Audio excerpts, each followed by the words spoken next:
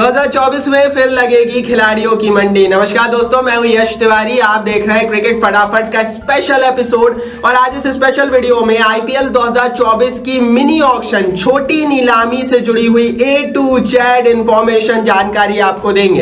And तक video को देखना दोस्तों, वीडियो को लाइक और शेयर जरूर करना। आईपीएल से जुड़ी हुई तमाम report, news, facts, updates, stories, Asia cup की सारी खबरें, वर्ल्ड कप की एक एक अपडेट सबसे पहले आपको दे रहे हैं। चैनल को सब्सक्राइब नहीं किया है तो कर दो, आपको मजा आ जाएगा। सब्सक्राइब का बटन नीचे फटाफट हिट कर दो और बेल आइकन दबाओ। चलिए दोस्तों, शुरुआत कर लेते हैं सबसे पहले आईपीएल ऑक्शन की डेट्स और तारीखों के साथ। वैसे तो आईपीएल की नीलामी हमने हर साल देखा है दिसंबर या जनवरी में ही होती है, लेकिन इस साल की नीलामी थोड़ी जल्दी होने वाली है। रिपोर्टेडली वर्ल्ड कप के तुरंत बाद, मतलब नवंबर के आखिरी हफ्ते या दिसंबर के पहले हफ्ते में ऑक्शन की प्रोसेस हो जाएगी। मिनी ऑक्शन की प्रक्रिया है तो छोटी नीलामी एक दिन के अंदर खत्म हो जाती है। दरअसल दोस्तों, मसला यह है कि आईपीएल की 10 टीमों के मालिकों ने बीसीसीआई से कहा है कि नीलामी को थोड़ा जल्दी कराया जाए और इसके पीछे एक बहुत बड़ा कारण है। दरअसल दोस्तों, होता यह है कि जब आप दिसंबर के एंड में या जनवरी में नीलामी कराते हैं तो नीलामी के बाद आईपीएल शुरू होने में सिर्फ फरवरी और मार्च 2 ही महीनों का समय बचता है और इन 2 महीनों में तैयारियां भी करनी पड़ती है टीमों को। साथ ही अगर इन 2 महीनों में अगर कोई खिलाड़ी इंजर्ड हो जाए ऑक्शन में खरीद बिकने के बावजूद भी, तो उसकी रिप्लेसमेंट ढूंढना इतना जल्दी थोड़ा सा मुश्किल हो जाता है। एंड दैट्स व्हाई टीमें चाहती है कि अगर नवंबर के आखिरी हफ्ते में या दिसंबर के शुरुआती हफ्ते में नीलामी हो जाएगी तो नीलामी के बाद आईपीएल में लगभग 3 महीने का समय रहेगा और प्रिपरेशन या प्लेयर रिप्लेसमेंट में आसानी होगी। एंड दैट्स व्हाई इस बार शायद मुश्ताक अली ट्रॉफी को भी दरकिनार करेगा बीसीसीआई और नीलामी को थोड़ा जल्दी कराएगा। अब आप बताओ यार, आप कब चाहते हो नीलामी हो, नवंबर में, दिसंबर में या जनवरी में? अपनी राय कमेंट बॉक्स में नीचे जरूर लिखना। डेट्स के बाद दोस्तों बात करते हैं आईपीएल नीलामी की टाइमिंग्स की। वैसे तो यार जब शुरू में नीलामी होती थी 2013, 14, 15 में, तब नीलामी बहुत जल्दी सुबह अर्ली इन द मॉर्निंग शुरू हो जाती थी।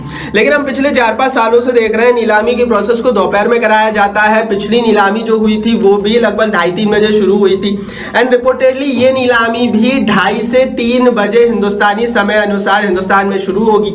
आपको बता दूं दोस्तों कि टीमों ने बीसीसीआई से कहा है कि उनके जो मैच ऑफिशियल्स हैं वो एक दिन पहले ना आकर उसी दिन आना चाहते हैं।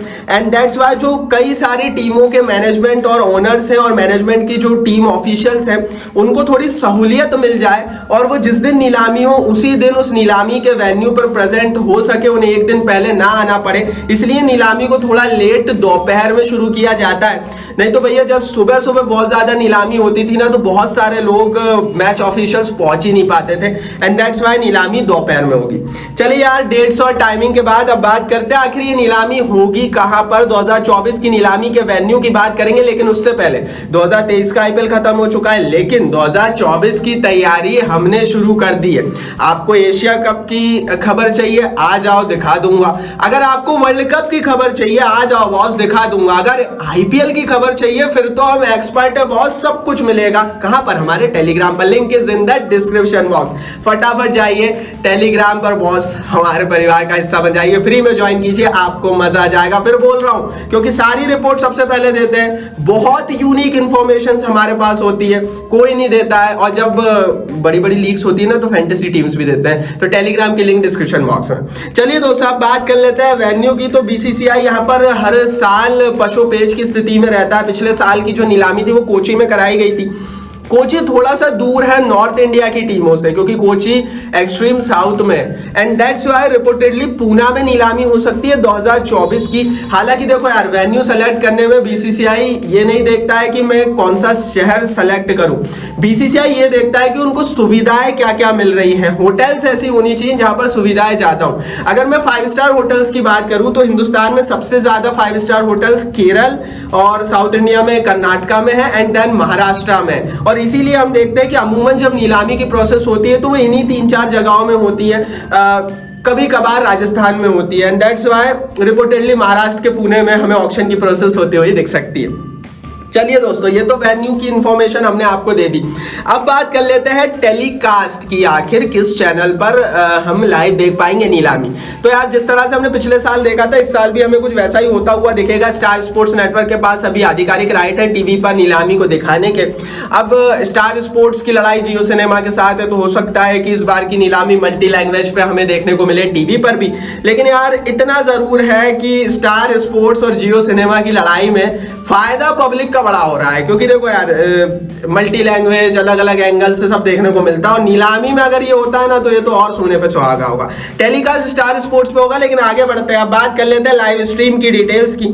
तो आपको पता है जियो सिनेमा पर लाइव स्ट्रीम होगी 5 साल के लिए। अब जियो के पास अधिकार है, तो जियो सिनेमा इंस्टॉल कर रखिए। फ्री में नीलामी को दिखाया जाएगा 2024 की। नीलामी तक कोई चार्ज नहीं लगाए जाएंगे। रिपोर्ट यह है कि जियो वाले 2024 के आईपीएल में चार्जेस लगाना शुरू करेंगे, लेकिन उससे पहले ही नीलामी नवंबर दिसंबर में हो जाएगी। And that's why Jio cinema पर फ्री में अलग अलग मल्टी लैंग्वेज में हमें नीलामी देखने को मिलेगी। हो सकता है अलग अलग कैमरा एंगल से भी हिंदुस्तान के इतिहास में पहली बार नीलामी देखने को मिले, क्योंकि जब हमने 2023 का आईपीएल देखा था, आप स्पाइडर कैम से देख सकते थे, आप स्टंप माइक से देख सकते, स्टंप कैम से देख सकते हैं, माफ कीजिए। तो ये जो इन्होंने मल्टी कैमरा एंगल लेकर आए थे, ये नीलामी में अगर आ गया ना, तो मजे ही मजा हो जाएगा भाई। चलो यार, ये तो भैया लाइव स्ट्रीमिंग की डिटेल्स थी। अब बात करते हैं किस टीम के पास है कितना पैसा। ये बहुत इंपॉर्टेंट टॉपिक है, क्योंकि इसी से तय होता है कि कौन सी टीम महंगा खिलाड़ी खरीदेगी। अगर मैं बात करूं दोस्तों राइट नाउ आज की स्थिति में, क्योंकि रिटेंशन की प्रोसेस अभी हुई नहीं है, बैलेंस पर्स की अगर मैं बात करूं तो चेन्नई सुपर किंग्स के पास 1.5 करोड़ रुपए बचे हुए हैं। दिल्ली के पास है 4.45 करोड़ रुपए। गुजरात टाइटंस के पास भी लगभग 4.45 करोड़ रुपए है। केकेआर के पास 1.65, लखनऊ के पास 3.55 करोड़ रुपए। तो बंबई के पास सिर्फ 5 लाख रुपए है। पंजाब किंग्स के पास 12.2 करोड़ रुपए है। राजस्थान के पास 3.3, रॉयल चैलेंजर्स बेंगलोर के पास 1.7 करोड़ रुपए और सनराइजर्स हैदराबाद के पास 6.5 करोड़ रुपए है। तो अभी बैलेंस पर्स की स्थिति में पंजाब किंग्स बहुत मजबूत है। पंजाब के पास ऑलरेडी 12 करोड़ रुपए एंड अभी रिटेंशन की प्रोसेस नहीं हुई है।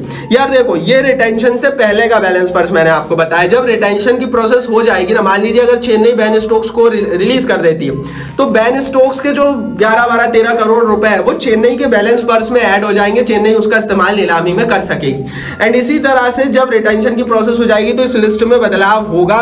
लेकिन इस लिस्ट को देखकर एक चीज बहुत ज्यादा क्लियर कट नजर आ रही है कि Punjab Kings is a winner. Balance purse की बात करें तो पंजाब के पास सबसे बड़ा बैलेंस पर्स है, सबसे ज्यादा पैसे है। लेकिन समस्या ये है कि ये जो छोटी नीलामी होती है ना, इसमें बहुत हाई लेवल के प्लेयर मिलते नहीं है। तो अगर आपके पास 30 करोड़ रुपए भी हुए, आप खर्च किस पर करोगे? उस तरह के खिलाड़ी आएंगे नहीं, ऑलरेडी प्लेयर्स रिटेन्ड हो जाएंगे। प्रॉब्लम वहां पंजाब फंसा हुआ है। एंड दैट्स वाई जब तक एक मेगा ऑक्शन नहीं हो जाता ना, पंजाब कितना ही पैसा अपने पास रख ले बैलेंस पर्स में, पंजाब बहुत अच्छी स्क्वाड बनाने में तो असफल ही रहेगा। बाकी फिर नीलामी में हम देखते हैं। लेकिन अभी की स्थिति में तो पंजाब के पास सबसे ज्यादा पैसा है, दूसरे नंबर पर हैदराबाद है, और ये दोनों ही टीमों ने इस साल का आईपीएल अच्छा नहीं खेला था। बैलेंस पर्स की ये बात हुई। अब बात कर लेते हैं दोस्तों प्लेयर्स की। कितने प्लेयर होंगे, कौन सा प्लेयर, मतलब कितना महंगा कोई खिलाड़ी इस साल बिक सकता है, एक अजम्पशन करने की कोशिश करेंगे। 405 खिलाड़ी इस साल पिछले साल की नीलामी का हिस्सा थे। बीसीसीआई ने एक बेंचमार्क बनाया है कि 400 से 500 खिलाड़ियों को शॉर्टलिस्ट किया जाए नीलामी के लिए, क्योंकि इससे ज्यादा अगर प्लेयर माफ कीजिए अगर हो जाते हैं ना, तो नीलामी की प्रोसेस बहुत लंबी खिंच जाती है। तो बीसीसीआई चाहता है कि भले ही बेशक 2-3 हजार खिलाड़ी दुनिया भर से रजिस्टर्ड करा ले, लेकिन बीसीसीआई उन रजिस्टर्ड प्लेयर्स में से सिर्फ 400 से 500 खिलाड़ियों के नाम को ही नीलामी में देता है। बाकी खिलाड़ियों को बीसीसीआई खुद ही रिजेक्ट कर देता है, क्योंकि ये जो 400 से 500 प्लेयर्स होते हैं ना, ये बहुत जल्दी एक ही दिन में इनकी नीलामी की प्रोसेस शुरू हो जाती है। आपको मैंने बताया 2:30 बजे तो नीलामी शुरू होगी, ज्यादा से ज्यादा 11 बजे तक चलेगी। 2 बार लंच होगा, टी होगा, सब कुछ होगा नीलामी में। एंड दैट्स व्हाई 400 से 500 से ज्यादा प्लेयर्स यहाँ पर बिकने के लिए नहीं आएंगे।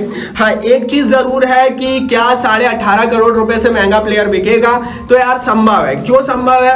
क्योंकि नीलामी में हर साल सब कुछ पहली बार ही होता है। जब युवराज सिंह 16 करोड़ में 14 करोड़ में बिके थे, वो भी पहली बार हुआ था। एंड उसके बाद कई सारे प्लेयर्स 12-13 करोड़ में बिकना शुरू हो गए।